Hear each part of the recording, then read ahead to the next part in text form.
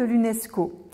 En fait, c'est l'UNESCO, donc à partir des années 1950, qui a commencé à s'intéresser au patrimoine des peuples et notamment dans les années 50, l'UNESCO a été appelée au secours par l'Égypte pour sauvegarder les monuments de Nubie, notamment les temples d'Abou Simbel, qui étaient menacés de submersion par les eaux du fait de la construction par Nasser du barrage d'Assouan.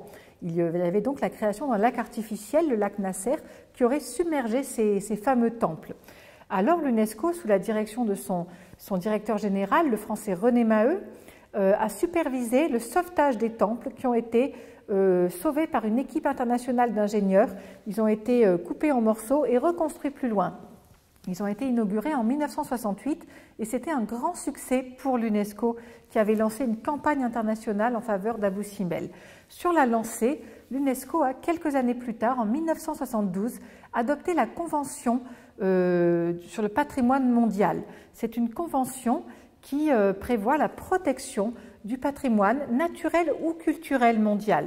Les critères pour être inscrits sur la fameuse liste de l'UNESCO sur le patrimoine mondial, c'est que le site doit avoir une valeur universelle exceptionnelle. Un critère certes un peu flou, une notion qui est de plus en perpétuelle évolution au fil du temps. Les États-Unis ont joué un rôle important pour cette définition du patrimoine mondial, naturel et culturel, puisque cette année-là, 1972, c'était le centenaire du parc américain de Yellowstone. Et donc ça a donné l'impulsion pour faire cette convention de l'UNESCO sur le patrimoine mondial. Aujourd'hui, la liste du patrimoine mondial compte plus de 1000 sites retenus, par exemple le Mont Saint-Michel en France, ou encore en Russie le lac Baïkal, ou en Chine à Pékin le palais d'été et le jardin impérial, ou encore en Australie la zone de nature sauvage de l'archipel de Tasmanie. Donc ce sont de nombreux sites exceptionnels par leur beauté, par leur histoire, qui sont ainsi sauvegardés et répertoriés. Mais on observe des déséquilibres. En effet, il y a beaucoup plus de sites en Europe, notamment des sites culturels comme des églises, des vieilles villes, des châteaux. Alors qu'en Afrique, il y a moins de sites et souvent dans les pays du Sud, ce sont plutôt des sites naturels comme des réserves, des forêts, des fleuves. Donc finalement, est-ce que cette liste du patrimoine mondial de l'UNESCO ne reproduirait pas le clivage nord-sud ?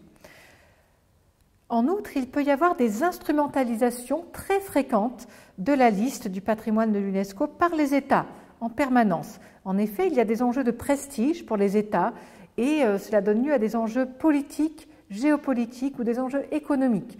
Le classement d'un site par un État est l'objet d'une action de lobbying intense. Par exemple, il y avait des rivalités intenses entre le Cambodge et la Thaïlande pour les retombées économiques du classement du site de Prévir au Cambodge, mais tout près de la frontière avec la Thaïlande, et un site qui jusqu'à récemment était accessible uniquement par une route quand on venait de Thaïlande. Donc finalement, c'était la Thaïlande qui bénéficiait de retombées économiques du tourisme de ce site. Avec la construction d'une route par le Cambodge, cela a changé et le Cambodge et la Thaïlande sont en rivalité. Le classement au patrimoine mondial de l'UNESCO peut avoir des effets pervers. Par exemple, le chercheur David Berliner parle de l'unescoisation du site de Luang Prabang au Laos, c'est-à-dire de ce site ancien où l'artisanat, la culture sont centenaires. Il y aurait une perte d'authenticité à cause du tourisme débridé qui est généré par le classement sur la liste du patrimoine de l'UNESCO. Pour améliorer et mettre fin à ces problèmes, l'UNESCO a réfléchi et puis l'UNESCO a trouvé un autre type de patrimoine à sauvegarder. En 2003, l'UNESCO a adopté la Convention sur le patrimoine immatériel. C'est une autre sorte de patrimoine qui est visée là. C'est tout ce qui concerne les rites, les danses, les chants, les pratiques, les savoir-faire ancestraux qui sont appropriés par une communauté au fil du temps. L'idée de communauté, donc les hommes, les populations sont au centre c'est une notion très américaine, l'idée de communauté. Ça peut être une communauté au sens d'un quartier ou bien au sens de peuples autochtones comme les aborigènes en Australie, etc. Donc dans cette convention de 2003, les populations sont au centre. Alors que dans la précédente convention de 1972, c'était plutôt les sites, les lieux eux-mêmes qui étaient visés.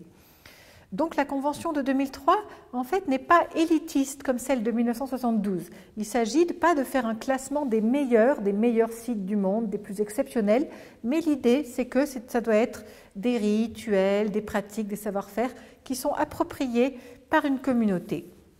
Mais le problème, c'est qu'il y a toujours un déséquilibre nord-sud, car pour faire classer un site sur cette liste, il faut monter un dossier très complexe, très élaboré, très lourd, et il faut donc de l'argent pour financer ce montage de dossier et une expertise scientifique. C'est le gouvernement du pays où est le site qui doit s'engager aussi à financer la sauvegarde du site, ce qui nécessite des fonds. Donc les pays du Sud sont moins bien placés que les pays du Nord pour faire classer des sites. En effet, il n'y a pas de financement donné par l'UNESCO. Alors, la Convention du patrimoine immatériel a eu du succès aussi, comme la précédente, et beaucoup de pratiques ont été classées, comme des danses rituelles en Afrique, ou encore en France, le repas gastronomique français, qui a été classé en 2010. Mais le bilan est en demi-teinte, puisque l'UNESCO n'est pas en mesure de protéger vraiment les sites. Par exemple, s'il y a des dégradations, par exemple de la pollution ou dans des sites naturels, eh bien, la seule chose que peut faire l'UNESCO, c'est retirer un site de la liste. C'est le cas de la vallée de l'Elbe, à Dresde, en Allemagne, qui a été retirée en 2009 de la liste du patrimoine à cause de sa pollution.